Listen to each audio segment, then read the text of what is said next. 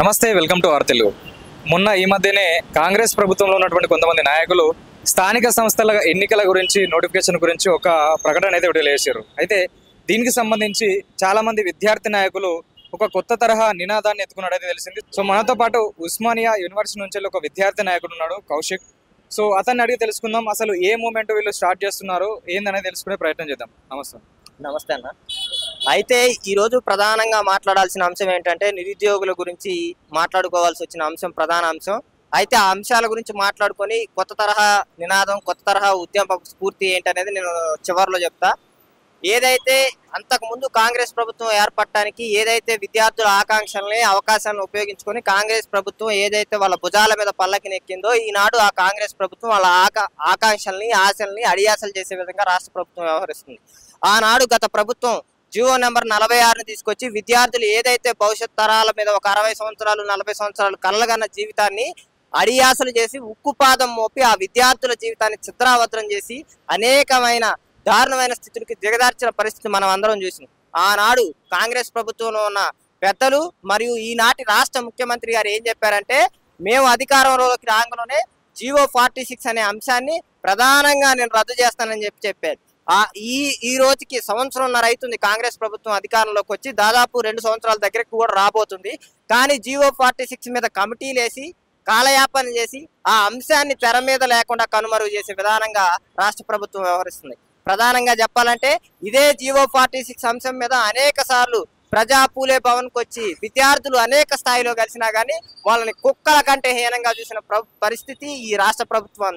అలాగే చెప్పుకుంటూ పోతే ఈ కాంగ్రెస్ ప్రభుత్వ రాష్ట్ర ప్రజలు ఏం చెప్పారా, ఈ విద్యార్థుల జీవితాన్ని భవిష్యత్తును నాశనం చేసే ప్రభుత్వం అని కేసీఆర్ ఉద్యోగం ఊడగొడితేనే మీకు ఉద్యోగాలు వస్తాయని చెప్పిన ఈనాటి రాష్ట్ర ముఖ్యమంత్రి గారు అంతకంటే ప్రమాదకరమైన జియో నెంబర్ 29ని తీసుకొచ్చి విద్యార్థుల జీవితాలతో చెలగాటమాడి ఓపెన్ కేటగిరీ లేకుండా ఏదైతే రాష్ట్ర ముఖ్యమంత్రి గారు అతి తెలివిగా వ్యవహరిస్తున్నారు అనుకుంటున్నారు.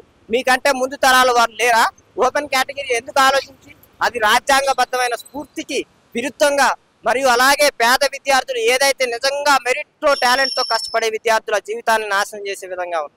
అలా చెప్పుకుంటూ పోతే ఇంకొక అంశం, ఇటీవలే గ్రూప్ 1 పరీక్షలు 50,000, 55,000 నుంచి 60,000 ఉద్యోగాలు ఇస్తున్నామని చెప్పేసి రాష్ట్ర ముఖ్యమంత్రి గారు చెప్పారు.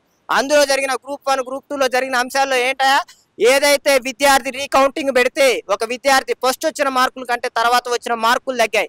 ఎందుకు తగ్గినాయి? మీ వాల్యుయేషన్ కరెక్ట్ కాదని మీరే సర్టిఫికేట్ ఇస్తున్నట్టుంది. కోర్టు ముట్టికాయలు వేసింది మీకు.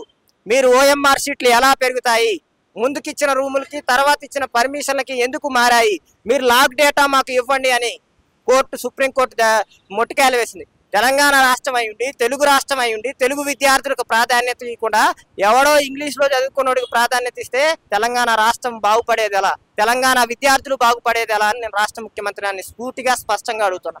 అలాగే చెప్పుకుంటే ఇటీవల సోషల్ మీడియాలో కొన్ని అంశాలు ట్రెండ్ అవుతుంది. ఏంటి, కొండా సురేఖ గారు శ్రీధర్ బాబు గారి దగ్గరికి పోయి ఏమని చెప్తున్నారు, మా బాబాయో పెద్దనాన్న వాళ్ళ అబ్బాయో ఏరోనాటిక్ ఇంజనీరింగ్లో మాకు ఒక పోస్టింగ్ అంటున్నాం. అధికారం మీ దగ్గర ఉంది కాబట్టి, దోచుకునే శక్తి మీ దగ్గర ఉంది కాబట్టి మీరు మీ పరివారాలకి మీకు సంబంధించిన వ్యక్తులకు ఉద్యోగాలు ఇచ్చుకుంటే, మరి మా తెలంగాణ సమాజంలో ఉన్న తెలంగాణ నిర్మాణం కోసం లాఠీ దెబ్బలు తిని నిధులు నియామకాలు అంటూ ఏదైతే పెద్ద విప్లవాన్ని చేసి తీసుకొచ్చి 1,200 మంది అమరులైన విద్యార్థుల ప్రాణత్యాగాలు ఎటుపోవాలి, దేనికోసం సాధించుకున్నాం? తెలంగాణ ఆత్మఘోష, నిరుద్యోగుల ఆత్మఘోష అనే పరిస్థితికి తీసుకొచ్చారు. తెలంగాణ ప్రభుత్వ ఉద్యోగాల పరిస్థితి పల్లి బఠానీలు దొరకబడును కొట్లు అని ఎలాగైతే ఉంటాయో తెలంగాణ పోస్టులు అమ్మబడును అనే స్థాయికి దిగజార్చారని నేను స్ఫూర్తిగా స్పష్టం చేస్తున్నా. ఇదే రాష్ట్ర ముఖ్యమంత్రి గారు ఏం చెప్పారు, అసెంబ్లీలో చేసి జాబ్ క్యాలెండర్ ప్రకటించి ఉద్యోగాలు కాలయాపన చేస్తే కోచింగ్ సెంటర్లు డబ్బులు దండుకునే పరిస్థితి ఉంది, ఆ కోచింగ్ సెంటర్లకు నేను డబ్బులు దండుకునే పరిస్థితిని నేను ఇవ్వనని రాష్ట్ర ముఖ్యమంత్రి గారు చెప్పారు. అయితే అదే రాష్ట్ర ముఖ్యమంత్రి గారిని నేను అడుగుతున్నా, అదే ఉప ముఖ్యమంత్రి బట్టి విక్రమార్క గారిని అడుగుతున్నా, మీ జాబ్ క్యాలెండర్ ఎటుపోయింది, ఈ జాబ్ క్యాలెండర్ ఏం చేస్తుందని నేను అడుగుతున్నా. మీరు ఎక్కడైనా బహిరంగ సభల్లో చెప్పుకుంటే దాన్ని పట్టించుకునే వాళ్ళం కాదు. అసెంబ్లీ సాక్షిగా విలువలతో కూడిన సభ అది ఒక చట్టబద్ధత కలిగిన సభ. అందులోనే మాటలు చెప్తే దానికి విలువ లేకపోతే ఏంటి, దాని పరిస్థితి ఏంటని నేను అడుగుతున్నా రాష్ట్ర ముఖ్యమంత్రి గారిని.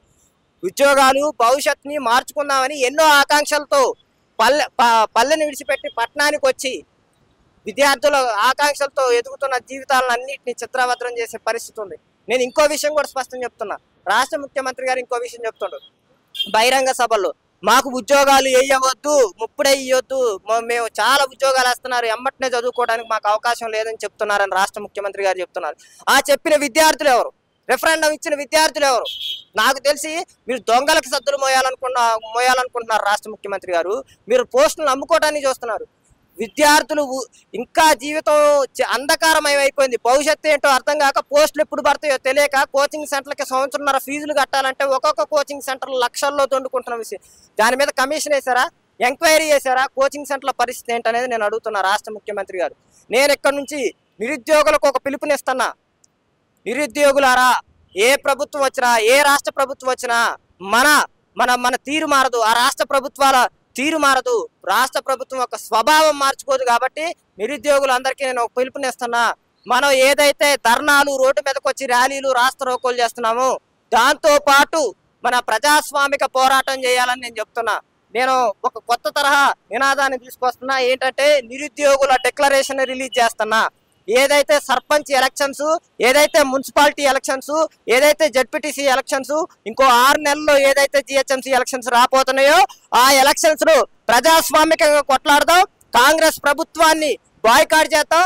పల్లెల్లో ఎవరైతే కాంగ్రెస్ పార్టీకి సంబంధించిన అభ్యర్థి నిలబడుతుందో ఆ అభ్యర్థికి ఓటేయకుండా, అభ్యర్థి తరఫున క్యాంపెయిన్ చేయకుండా నిరుద్యోగులారా పోరాటం చేయండి. ఈ ప్రభుత్వం వెన్నులో వణుకు పుట్టిద్దాం. మళ్ళీ వచ్చే ఒక 100 తరాలకి, మళ్ళీ భవిష్యత్ తరాల్లో ఇంకో 100 తరాలకి ఏ పార్టీనైనా నిరుద్యోగులను చిన్న చూపు చూడాలన్నా, తెలంగాణలో ఏదైనా ప్రభుత్వ ఉద్యోగాలను అమ్ముకోవాలన్నా భయపడే విధంగా మన తిరుగుబాటు ప్రజాస్వామిక పోరాటంగా ఉండాలని విజ్ఞప్తి చేస్తూ సెలవు తీసుకుంటున్నా. జై హింద్.